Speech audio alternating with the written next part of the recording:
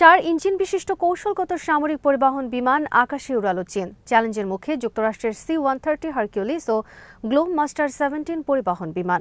বন্ডি বিচে হামলাকারী ভারতীয় বংশোদ্ভূত।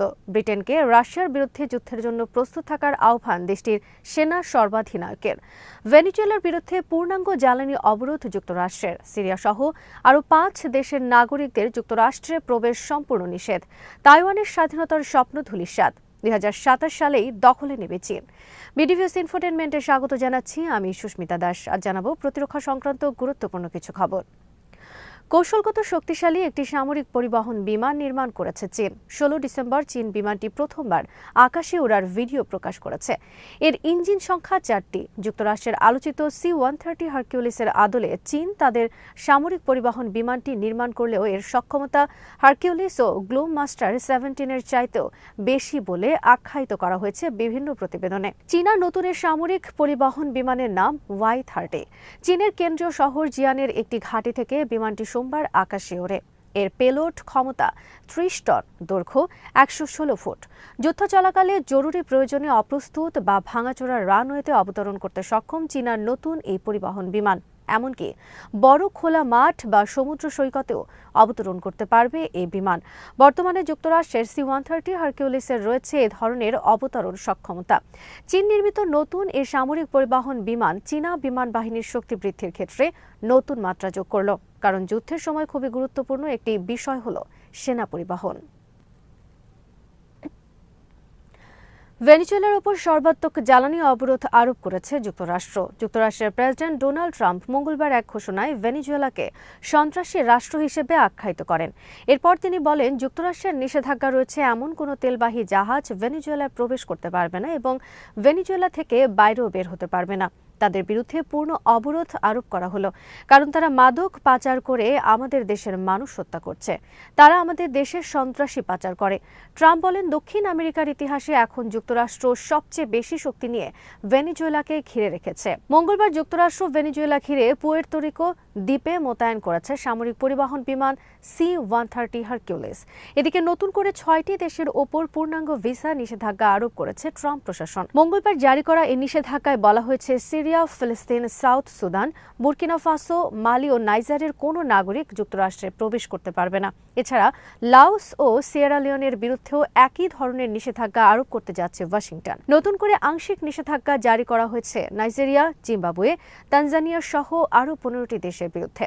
সম্প্রতি আফগানিস্তানের একজন আশ্রয় প্রার্থী যুক্তরাষ্ট্রের ন্যাশনাল গার্ড সেনাদের উপর গুলি করায় এই নিষেধাজ্ঞা আরোপ করে ট্রাম্প প্রশাসন। একই সাথে যুক্তরাষ্ট্র তৃতীয় বিশ্বের সব দেশ থেকে গ্রিন কার্ড ভিত্তিক ইমিগ্রেশন ব্যবস্থাও বন্ধ করে দিয়েছে। একই ঘটনায় এর আগে Afghanistan, Burma, Chad, Eritrea, Haiti, Iran, Libya, Somalia, Sudan ও ইয়েমেনের নাগরিকদের যুক্তরাষ্ট্রে প্রবেশ সম্পূর্ণ নিষিদ্ধ ঘোষণা করে। ব্রিটেনের সেনা সর্বাধিনায়ক ও বিমান বাহিনী প্রধান রিচার্ড নাইটন বলেছেন, ব্রিটেনের যুবকদের রাশিয়ার বিরুদ্ধে যুদ্ধের জন্য প্রস্তুত থাকতে হবে, কারণ ব্রিটেন সহ ইউরোপে রাশিয়ার আগ্রাসনের সম্ভাবনা এখনও দূর হয়নি। তাই আমাদের যুবক সমাজকে ত্যাগ স্বীকার ও যুদ্ধের মানসিক প্রস্তুতি নিয়ে রাখতে হবে। গত রোববার রয়্যাল ইউনাইটেড সার্ভিসেস ইনস্টিটিউটে এক সমাবেশে ভাষণ দেওয়ার সময় এই আহ্বান জানান তিনি। ব্রিটিশ সেনা সর্বাধিনায়কের এই আহ্বানের পর তাকে যুদ্ধবাজ হিসেবে আখ্যায়িত করেছে রাশিয়ার সরকারি গণমাধ্যম। সরকারি গণমাধ্যম RT খবরে বলা হয়েছে, গোটা ইউরোপ যুদ্ধ উন্মাদনায় ভুগছে। তারা তাদের দেশের মানুষের মধ্যে ক্রমাগতভাবে রাশিয়া আতঙ্ক ছড়াচ্ছে। রাশিয়াকে তারা জুজুর ভয় হিসেবে ব্যবহার করে নানা হীন উদ্দেশ্য বাস্তবায়ন করছে। বস্তুত রাশিয়াকে শত্রু হিসেবে দাঁড় করিয়ে বিভিন্ন মহল অস্ত্র ব্যবসা সহ নানা ধরনের কর্মকাণ্ডে জড়িত। তাদের আরও উদ্দেশ্য রাশিয়া যাতে ইউরোপের সাথে কোনো ব্যবসা বাণিজ্য না করতে পারে সেটা নিশ্চিত করা। সম্প্রতি রাশিয়ার প্রেসিডেন্ট ভ্লাদিমির পুতিন বলেছেন, ইউরোপের আক্রমণের কোনো পরিকল্পনা নেই তাদের, কিন্তু অনেকে এই বিষয়ে মিথ্যা খবর ছড়াচ্ছে উদ্দেশ্যমূলকভাবে। অস্ট্রেলিয়ার সিডনিতে ইহুদিদের ওপর বন্দুক হামলাকারী সাজিদ আকরাম ভারতীয় বংশোদ্ভূত।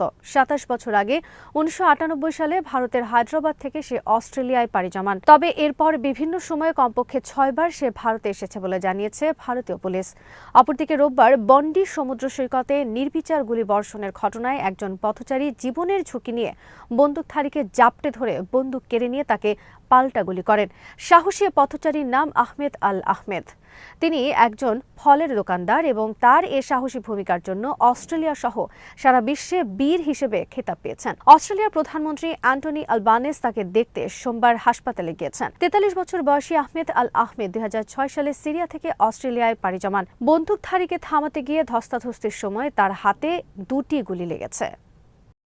তাইওয়ানের স্বাধীনতার স্বপ্ন ধূলিসাৎ হয়ে গেছে, কারণ তাইওয়ানকে একটি স্বাধীন রাষ্ট্র হিসেবে টিকিয়ে রাখতে চীনের আগ্রাসনের বিরুদ্ধে এগিয়ে আসবে না যুক্তরাষ্ট্র। তাইওয়ানের জন্য চীনের বিরুদ্ধে যুদ্ধে জড়াবে না যুক্তরাষ্ট্র, কারণ এতে চীনের বিরুদ্ধে শোচনীয় পরাজয় ঘটবে যুক্তরাষ্ট্রের। তাইওয়ান রক্ষায় যুক্তরাষ্ট্র নিজের এত বড় ক্ষতি করবে না। আর তাইওয়ান রক্ষায় যদি যুক্তরাষ্ট্র এগিয়ে না আসে, তাহলে 2027 সালেই চীন অভিযান চালিয়ে দখলে নিতে পারে তাইওয়ান। যুক্তরাষ্ট্রের সেনা সদর দপ্তর পেন্টাগন গত সপ্তাহে একটি গোপন প্রতিবেদন পাঠিয়েছে প্রেসিডেন্ট ডোনাল্ড ট্রাম্পের কাছে। এতে পরামর্শ দেওয়া হয়েছে তাইওয়ান ঘিরে যুক্তরাষ্ট্র যেন চীনের বিরুদ্ধে যুদ্ধে না জড়ায়, তাহলে যুক্তরাষ্ট্র আর্মি বড় ধরনের বিপর্যয়ের মুখোমুখি হবে। চীনা হামলায় ডুবে যাবে যুক্তরাষ্ট্রের বিমানবাহী রণতরী, মারা যাবে হাজার হাজার সেনা।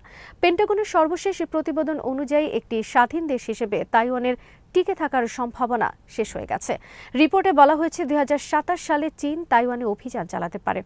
1949 সালে সশস্ত্র যুদ্ধের মাধ্যমে চীনের ক্ষমতা দখল করে কমিউনিস্টরা। পরাজিত হয় ক্ষমতায় থাকা জাতীয়তাবাদীরা। পরাজিত জাতীয়তাবাদীরা পালিয়ে আশ্রয় নেয় তাইওয়ান ফরমোজা বা তাইওয়ান দ্বীপে। তারা সেখানে তাদের শাসন ব্যবস্থা চালু করে। পরবর্তীতে তাইওয়ানকে স্বাধীন রাষ্ট্র হিসেবে ঘোষণা দেয়, কিন্তু চীনা কমিউনিস্ট সরকার তাইওয়ানকে চীনের অংশ বলে দাবি করতে থাকে। জাতিসংঘ, যুক্তরাষ্ট্র সহ বিশ্বের প্রভাবশালী সব দেশ তাইওয়ানকে চীনের অংশ হিসেবে মেনে নেয়, কিন্তু যুক্তরাষ্ট্র একই সাথে তাইওয়ানকে চীন থেকে আলাদা দেশ হিসেবে টিকিয়ে রাখার উদ্যোগ নেয়। তাইওয়ানকে দিতে থাকে বিভিন্ন ধরনের অস্ত্র। এর কারণ তাইওয়ানকে আলাদা দেশ হিসেবে টিকিয়ে রাখার মাধ্যমে যুক্তরাষ্ট্র তাইওয়ান প্রণালীকে আন্তর্জাতিক সমুদ্র রুট হিসেবে টিকিয়ে রেখে সেখানে তাদের নৌ উপস্থিতি বজায় রেখেছে। একই সাথে দক্ষিণ চীন সাগরেও বিশাল সামরিক উপস্থিতি রয়েছে যুক্তরাষ্ট্রের। তাইওয়ানের প্রতি যুক্তরাষ্ট্রের অবস্থান এবং তাইওয়ান প্রণালীতে যুক্তরাষ্ট্রের নিয়মিত সামরিক অপারেশন নিয়ে দীর্ঘকাল ধরে তীব্র বিরোধ চলছে যুক্তরাষ্ট্রের। এ বিরোধের এক পর্যায়ে যুক্তরাষ্ট্রের সাবেক প্রেসিডেন্ট জো বাইডেন প্রকাশ্যে ঘোষণা দেন, চীন তাইওয়ানে আগ্রাসন চালালে তাইওয়ান রক্ষায় চীনের বিরুদ্ধে যুদ্ধ করবে যুক্তরাষ্ট্র। জাপান, অস্ট্রেলিয়াও একই ইস্যুতে চীনের বিরুদ্ধে যুদ্ধের ঘোষণা দেয়, কিন্তু পেন্টাগনের সর্বশেষ প্রতিবেদন অনুসারে তাইওয়ান নিয়ে যুক্তরাষ্ট্র চীনের বিরোধের অবসান হতে পারে। বিশ্লেষকদের মতে চীন তাইওয়ান দখল করলে যুক্তরাষ্ট্র চীনের বিরুদ্ধে সামরিক পদক্ষেপের পরিবর্তে অর্থনৈতিক অবরোধ আরোপ করতে পারে, কিন্তু তাতেও ক্ষতি হবে যুক্তরাষ্ট্রের, কারণ যুক্তরাষ্ট্র সারা বিশ্ব থেকে যত পণ্য আমদানি করে তার 30 ভাগের বেশি আমদানি করে চীন থেকে। আজ এখানেই শেষ করছি। সমরাস্ত্র, প্রতিরক্ষা, কূটনীতির নানা তথ্য জানতে চোখ রাখুন বিডিভিউজ ইনফোটেইনমেন্টে। চ্যানেলটি ভালো লাগলে সাবস্ক্রাইব করুন, সংযুক্ত থাকুন আমাদের ফেসবুক পেজে।